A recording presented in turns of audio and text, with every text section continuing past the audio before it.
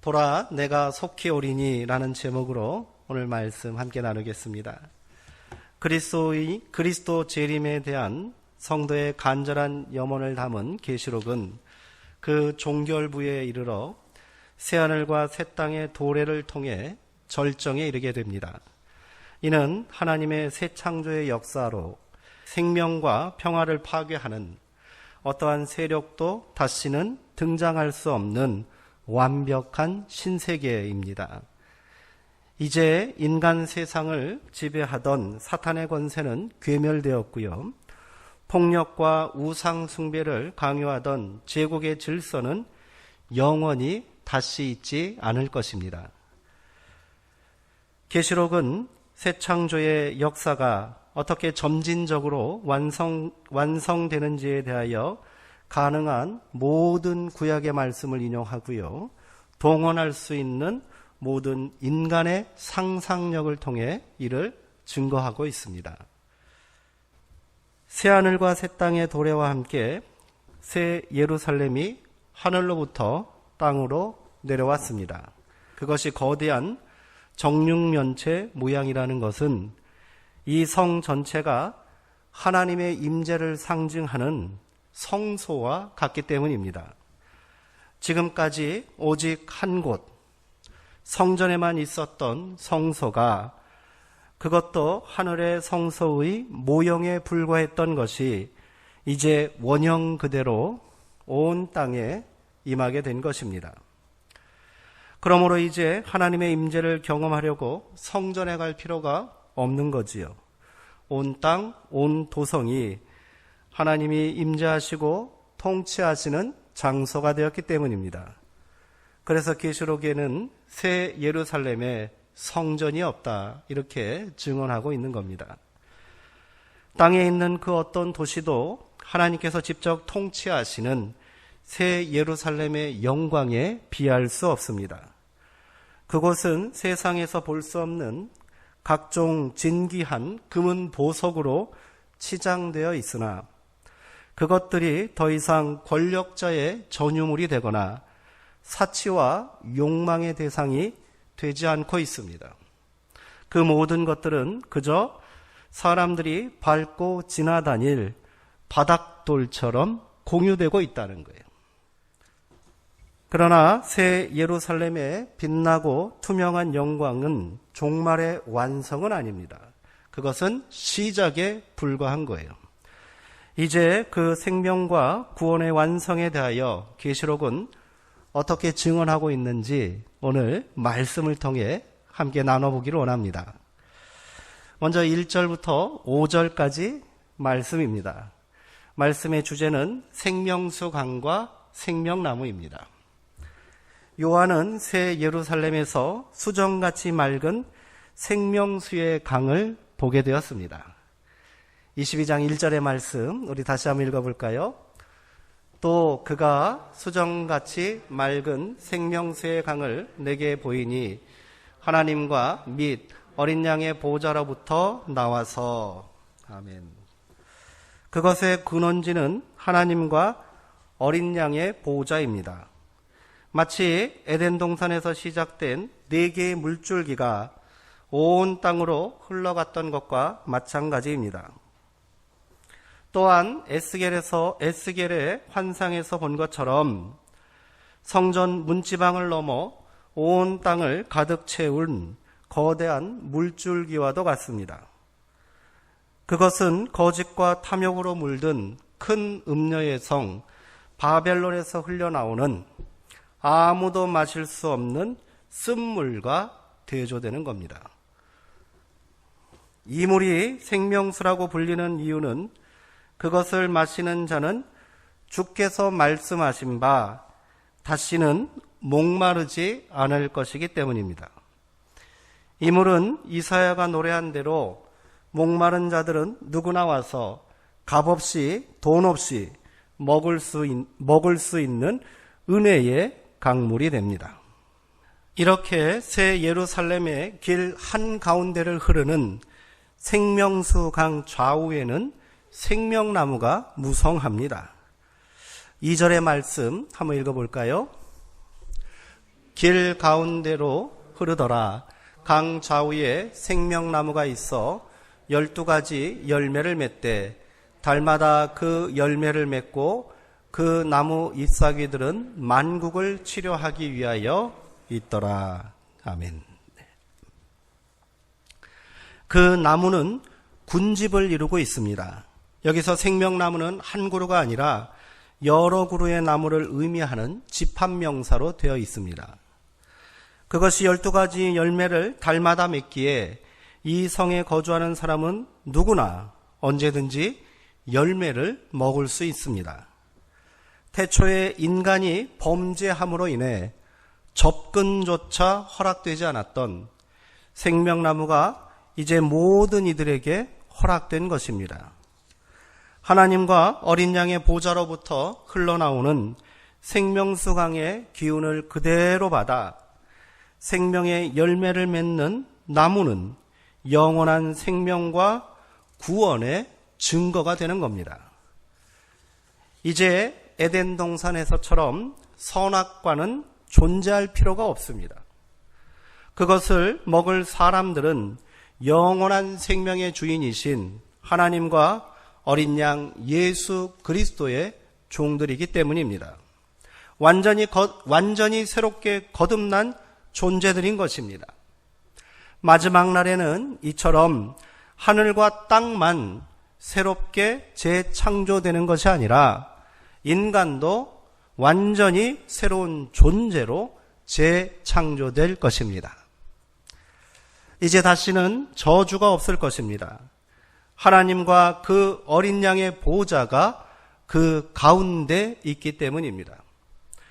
거기에 거주하는 자들은 모두 하나님과 어린 양의 얼굴을 직접 볼 수 있기에 모두가 생명 안에서 거룩한 그분의 종이 되기를 거부하지 않습니다. 거기에는 밤이 침투하지 못합니다. 5절의 말씀 한번 읽어볼까요? 다시 밤이 없겠고 등불과 햇빛이 쓸데없으니 이는 주 하나님이 그들에게 빛이심이라. 그들이 세세토록 왕노릇 하리로다. 아멘. 주 하나님이 생명의 빛 되시기에 흑암은 발붙일 틈조차 허락되지 않습니다.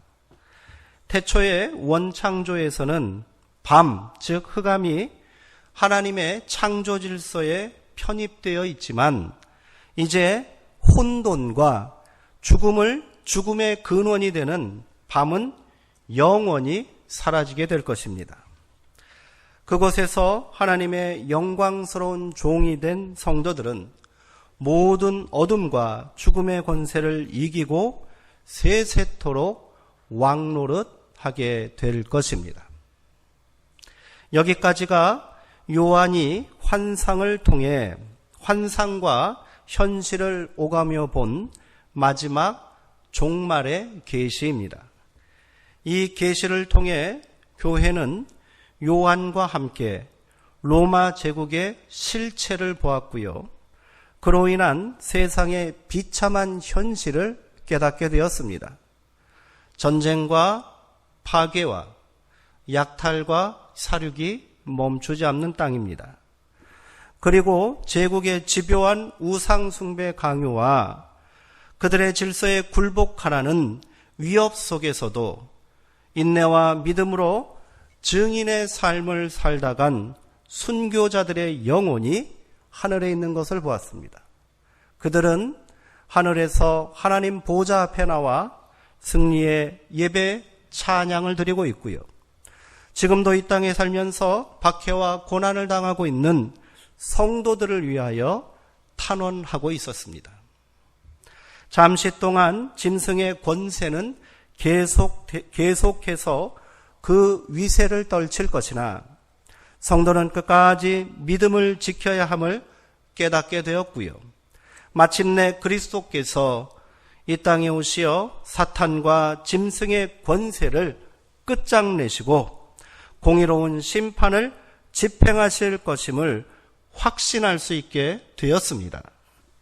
그리고 종말에는 새 하늘과 새 땅이 이 땅에 열리게 되고 하나님께서 임재하시는 새 예루살렘이 하늘로부터 내려오는 환상을 경험하게 됩니다.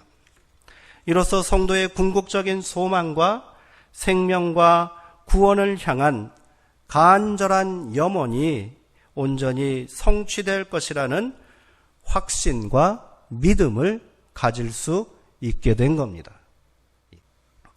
우리는 계시록의 말씀을 통해 어떻게 1세기 기독교인들이 그 모진 박해와 탄압을 이기고 믿음을 지켰는지에 대하여 어렴풋이 깨닫게 됩니다. 그들은 막연하게 미래적 종말론에 기대어 살지 않았습니다. 종말은 먼 미래에 있을 것이라고 생각하지 않았다는 거예요. 그들은 이 모든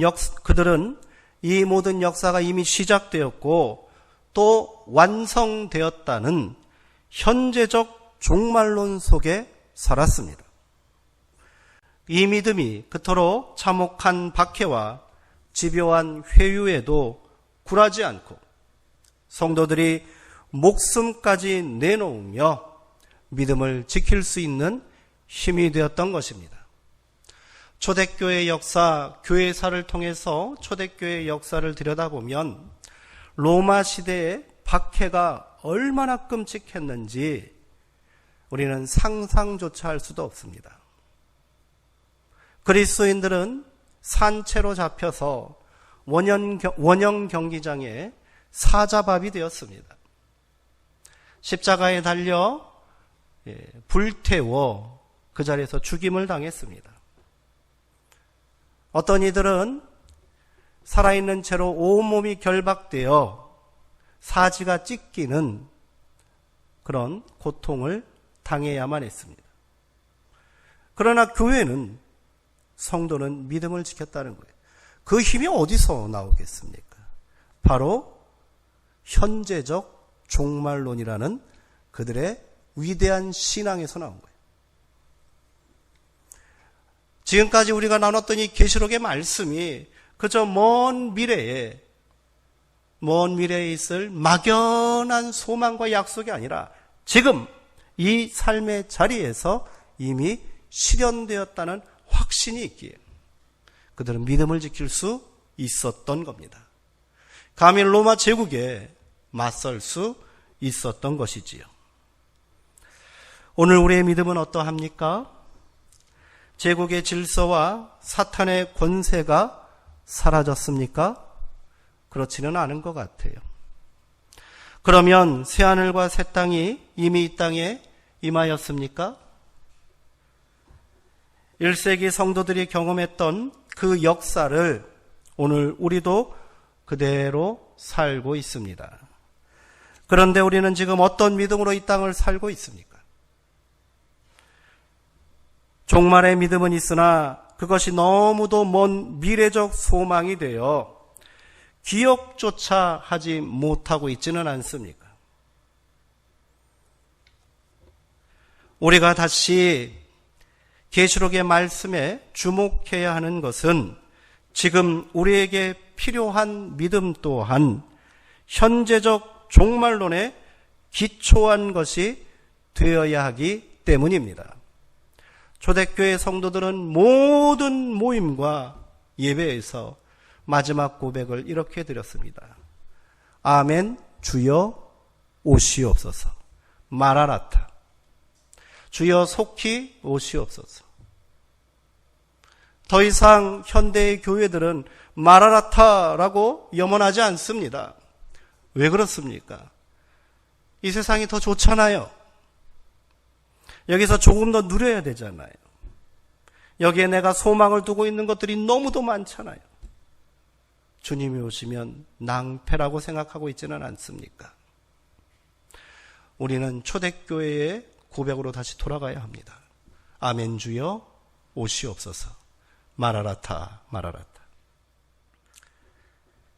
이를 위해 우리는 인간의 시간을 넘어 하나님의 시간인 카이로스의 시간 속에 살아야 합니다. 그 시간 속에 경험되는 종말론적 구원의 역사를 선언적으로 경험하여 그 승리와 영광의 순간을 오늘 우리의 시간 속에서 살아내야 합니다. 이제 요한은 계시록 1장에서처럼 다시 예언자의 모습으로 돌아가고 있습니다. 그는 주님의 말씀을 증거하기 시작합니다. 이는 성도의 잠자는 믿음을 다시 깨우는 그리스도의 준엄한 예언의 말씀이며 성도의 온전한 믿음을 위한 강력한 경고이자 마지막 권면의 말씀입니다. 6절부터 이어지는 말씀이 여기에 해당하는 것입니다. 지금 요한에게 말씀하시는 분은 천상의 예수님이십니다.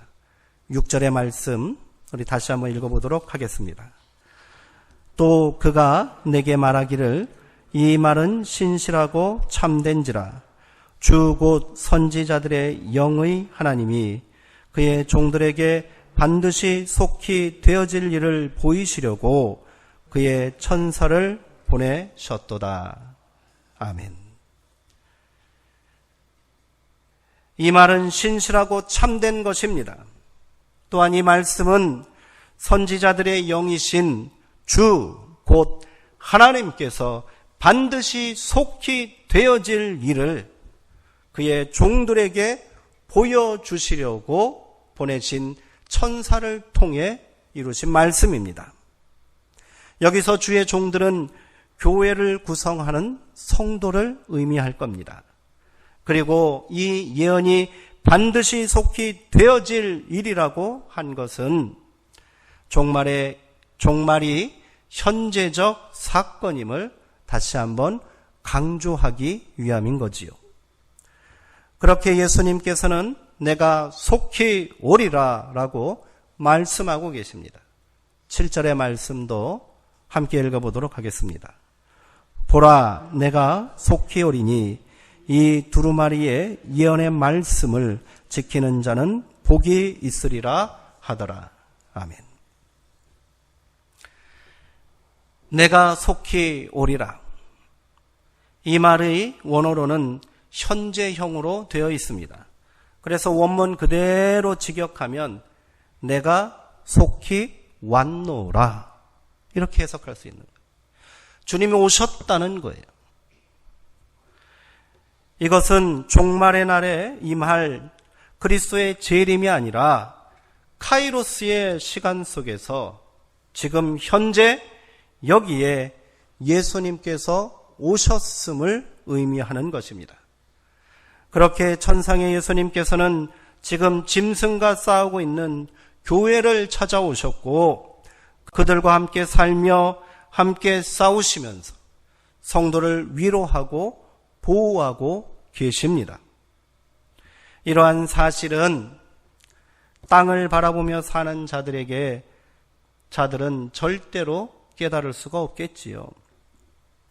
눈을 들어 하늘의 열린 문을 바라보는 사람만이 이 영광스러운 역사에 참여할 수 있는 겁니다. 하나님의 시간인 카이로스의 시간을 경험하고 그 영광 가운데 살기 위해서는 이 땅에 살고 있으나 이 땅에 매이지 않고 인간의 시간에 거하고 있으나 그 찰나의 시간에 영혼을 맡기지 말아야 할 것입니다. 예배를 포함하여 성도의 모든 삶은 이처럼 카이로스의 시간 속에 있을 때 그 의미와 가치가 살아날 수 있습니다. 거기서 우리는 참된 기쁨과 만족, 승리의 찬양을 부를 수 있는 것입니다. 그러므로 이 예언의 말씀을 지키는 자는 복이 있다라고 말하는 겁니다. 이 권고는 계시록 1장 3절에 이미 나와 있는 말씀의 반복이 될 겁니다. 차이가 있다면 앞선 9절에서는 예언의 말씀을 읽는 자, 듣는 자, 곧 지키는 자가 복이 있다. 이렇게 되어 있는데 여기에서는 지키는 자만 강조되어 있습니다. 이미 말씀을 듣고 말씀을 읽고 들었기에 생략된 것이 아니라 바로 지금이 말씀을 행해야 할, 지켜야 할 중요한 순간임을 강조하기 위함인 것입니다. 이 또한 종말론에 대한 현재적 고백이라고 할 수 있습니다. 우리가 현재적 종말론의 신앙으로 깨어있지 못하는 이유가 여기에 있는 것입니다. 말씀을 읽고 듣는 것에만 머물러 있기 때문이지요. 그것을 지키고 행하는 것에는 우리가 소홀하기 때문에 하나님의 시간 속에, 하나님의 역사 속에 우리가 참여할 수 없는 겁니다. 주님이 이미 오셨다는 말씀을 들은 요한은 그 말씀을 전한 천사에게 엎드려 경배하려 합니다. 오늘 읽지는 않았지만 우리 8절의 말씀 한번 찾아서 읽어보기를 원합니다. 8절과 9절의 말씀을 우리 함께 읽겠습니다. 이것들을 보고 들은 자는 나 요한이니 내가 듣고 볼 때에 이를 내게 보이던 천사의 발 앞에 경배하려고 엎드렸더니 그가 내게 말하기를 나는 너와 내 형제 선지자들과 또 이 두루마리의 말을 지키는 자들과 함께 된 종이니 그리하지 말고 하나님께 경배하라 하더라. 아멘.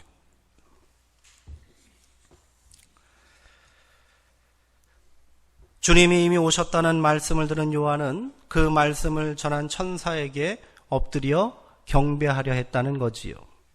이때 천사는 황급히 요한을 제지하면서 나는 너와 내 형제 선지자들과 또 이 두루마리의 말을 지키는 모든 자들과 즉 모든 성도들과 함께한 종일 뿐이다.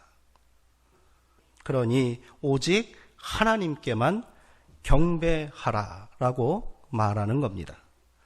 이 장면이 한번 나왔지요. 이미 앞선 19장 10절에서 요한이 했던 행동이 반복되고 있습니다. 그가 깨달음이 부족해서가 아닙니다. 요한은 이를 통해 지금 교회가 가장 경계해야 할 것이 무엇인지를 다시금 강조하기 위해 이 같은 행동을 반복해서 증언하고 있는 겁니다. 우상 숭배는 제국의 강요와 짐승들의 유혹에서만 발생하는 것이 아니라는 거지요.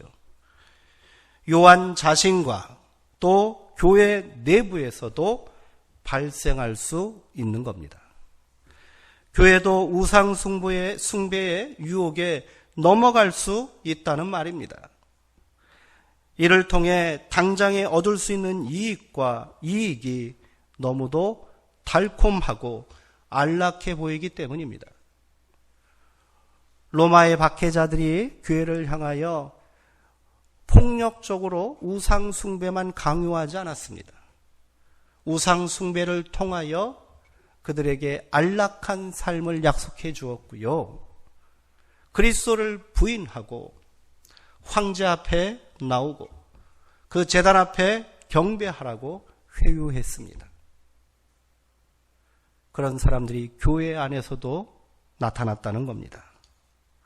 그렇게 당시 교회에도 짐승의 제국과 타협하고 우상 숭배를 조장하는 거짓 선지자들이 여럿 있었음을 계시록 2장과 3장 7교회에 보낸 편지에서도 우리는 확인할 수 있습니다. 그것은 지금까지 지켜온 믿음을 한순간에 허무는 일이기에 절대로 용납돼서는 안 된다고 요한은 2번이나 강조해서 이 사실을 증언하고 있는 겁니다. 이는 오늘날의 교회에서도 경계하고 적극적으로 배척해야 할 과제입니다. 눈에 보이는 우상에게 절하는 것만이 우상 숭배가 아닙니다. 이 세상 깊숙이 뿌리박고 있는 짐승의 권세와 제국의 질서에 순응하고 타협하는 것이 우상 숭배인 것입니다. 요한은 로마 제국이 멸망당해야 할 이유에 대하여 아주 길고 분명하게 기록하고 증거하지 않았습니까? 제국의 폭력과 약탈적인 그들의 경제, 식민지 약소국들에 대한 착취, 그것이 얼마나 하나님의 질서를 깨트리는 것인지, 그들이 피로 얻은 그 부귀와 영광과 재물이 얼마나 가증하고 더러운 것인지 고발했습니다. 그 질서가 사라졌습니까? 그 신화가 우리 가운데 없습니까? 그렇지 않다는 겁니다. 그것이 바로 우상 숭배인 거예요. 제가 지난주 주일 설교를 통하여서 세상 속의 교회가 아니라 교회가 교회 속의 또 다른 세상보다 더 왜곡된, 더 부끄러운 세상을 만들고 있다라고 함께 말씀을 나누지 않았습니까? 이게 바로 우상 숭배인 거예요. 그렇게 교회는 무너지고 있는 겁니다. 힘을 잃고 있는 거예요. 제국이 선전했던 것처럼 안전하다, 평안하다 하는 말에 현혹되어 임박한 재림의 때를 현재적 삶 속에서 고백하지 못하는 우리의 잠자는 믿음이 우상 숭배인 것입니다. 바울은 데살로니가 교회에 보내는 편지에서 이렇게 경고하고 있습니다. 너희는 깨어 있으라. 그날은 해산한 여인이 출산하는 고통이 임할 때처럼 언제일지 모른다. 도적같이 임할 것이다. 그러니 그들이 말하는 것처럼 안전하다, 평안하다 하는 그때에 너희는 주의하고 경계하라. 안전하다, 평안하다. 이거 로마의 선전 문구였습니다. 로마가 식민지 땅에 그들이 유통시켰던 동전의 앞면과 뒷면에 새겨져 있는 글귀였답니다. 황제의 신상이 새겨져 있고요. 앞면에는 평안하다, 뒷면에는 안전하다. 무슨 평화입니까? 로마의 복종함으로 얻을 수 있는 평안이에요. 로마에 굴복해야 안전하다는 거예요. 거기에 우리도 현혹되고 그 질서에 편입하는 것은 우상 숭배인 겁니다. 이 땅이 평안하고 안전하다고 생각하기에 주님 다시 오실 날이 더 이상 우리 가운데 소망이 되지 않는 겁니다. 예배를 통하여 하나님의 임재를 경험하지 못하고 받은 말씀을 지키지 않는 형식적인 신앙이 또한 우상 숭배가 될 수 있음을 우리는 깨달아야 할 것입니다. 다시 천상에 계신 예수님의 명령이 선포되고 있습니다. 우리 10절의 말씀도 한번 같이 읽어보도록 하겠습니다. 또 내게 말하되 이 두루마리의 예언의 말씀을 임봉하지 말라. 때가 가까우니라. 아멘. 주님의 말씀입니다. 이 두루마리의 예언의 말씀을 임봉하지 말라. 때가 가깝기 때문이다. 형식적으로 묵시문학의 전통에 있는 계시록이 고대 유대의 묵시와 근본적으로 차이점이 있다면 바로 이 말씀 때문입니다. 유대 묵시문학에서는 유대 묵시문학에서 예언은 미래에 선포되도록 마지막까지 봉인해 두는 것이 원칙입니다. 다니엘서가 바로 묵시문학의 전형적인 책인데요. 다니엘의 마지막에는 이런 기록이 있습니다. 모든 계시를 받고 나서 하나님께서는 다니엘에게 이렇게 명령하셨습니다. 마지막 때까지 그것을 봉인하라. 사람들이 그것을 볼 수 없도록 봉인해 놓으라고요. 감추어 놓으라고 말씀하셨습니다. 그러나 요한은 그것을 봉인하지 말라는 명령을 받고 있습니다. 왜입니까? 그 예언의 때가 바로 가까이 왔기 때문이라는 겁니다. 여기에 그 때가 가까우니라. 오늘 우리말 성경에 때라고 번역된 이 단어가 바로 카이로스입니다. 계시록에 계속해서 등장하고 있는 때라는 용어는 바로 카이로스입니다. 하나님의 시간입니다. 여기서 다시 한번 종말의 현재적 신앙이 강조되고 있는 겁니다. 지금 당장 이 예언이 성취되고 있고 성도는 이 예언의 말씀을 지키고 살아야 하기에 그것은 봉인돼서는 안 되는 것입니다. 때가 가깝다는 것은 우리가 일반적으로 생각하는 세계의 종말이나 지구 멸망이 임박했다는 말이 아닙니다. 어느 날 몇 시에 어느 곳에서 핵전쟁이 일어나고 엄청난 재앙이 불어닥칠 것이다. 이런 말이 아니라는 거예요.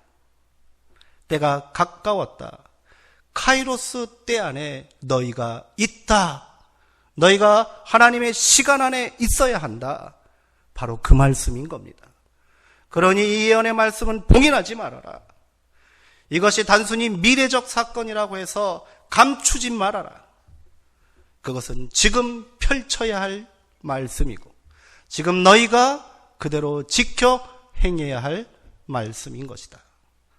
주님은 이렇게 우리 가운데도 명령하고 계시는 겁니다. 성도의 관심과 믿음의 지향점은 빨리 저 먼 미래로부터 벗어나야 합니다. 왜 죽어서만 천국 간다고 생각하십니까? 제가 다시 한번 말씀드립니다. 주님은 말씀하셨습니다. 천국이 여기 있다 저기 있다 하지 말아라. 천국은 너희 가운데 있느니라. 우리가 이 땅에서 이 모임과 고백과 성도의 연합이 우리의 삶의 자리가 하나님께서 임재하시고 지금 나와 동행하시며 그리스도께서 나와 함께 하신다는 고백으로 그 믿음으로 이 시간을 사는 것, 그게 바로 카이로스의 시간 안에 들어가는 겁니다.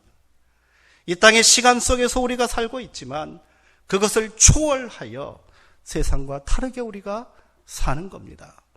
그 속에서 변화가 일어나는 거지요. 그 속에서 만족이 있는 거지요. 그 속에서 기쁨이 있는 겁니다. 우리는 그때가 이미 시작되었고 성취되었음을 믿음으로 고백하며 살아야 합니다. 1세기 초대교회 성도들이 이 믿음으로 아멘 주여 오시옵소서, 그리고 주님께서 속히 오셨습니다, 감사합니다. 내가 지금 박해를 받고 있으나 이것은 나 홀로 감당하는 것이 아니라 주께서 나와 함께 하시고 나를 지키시고 나와 함께 싸우시고 나를 보호하고 계시는 줄 믿습니다. 새하늘과 새 땅이 하나님의 거룩한 장막이 지금 우리 가운데 덮여 있는 줄 믿습니다. 그러니 여기가 안전합니다. 이렇게 고백하며 살 수 있었던 겁니다. 우리도 그 믿음으로 돌아가야 한다는 것입니다. 그때 비로소 우리의 신앙은 하나님의 기쁨이 되고 일체의 속박에서 벗어난 해방의 참 삶을 우리가 비로소 살 수 있게 되는 줄 믿습니다. 말씀은 언제나 현재형입니다.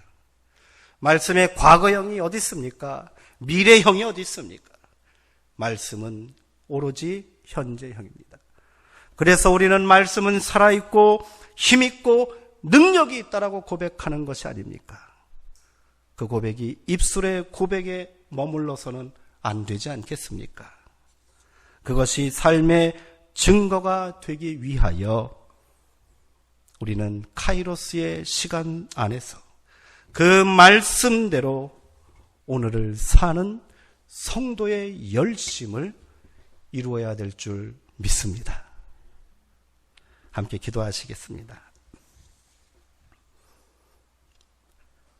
처음이요 마지막이신 창조주 하나님, 오늘도 우리가 그 영원하신 은혜 가운데 살게 하시니 감사합니다. 우리로 깨어있게 하옵소서. 다시 오시겠다 약속하신 우리 주님께서 카이로스의 시간 속에서 이미 우리 가운데 속히 오셨음을 깨닫게 하옵소서.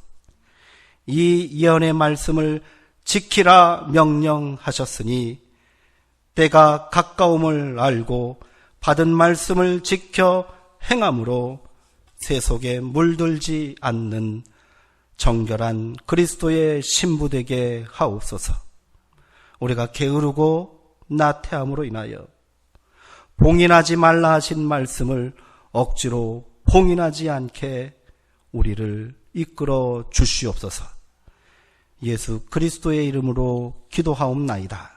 아멘.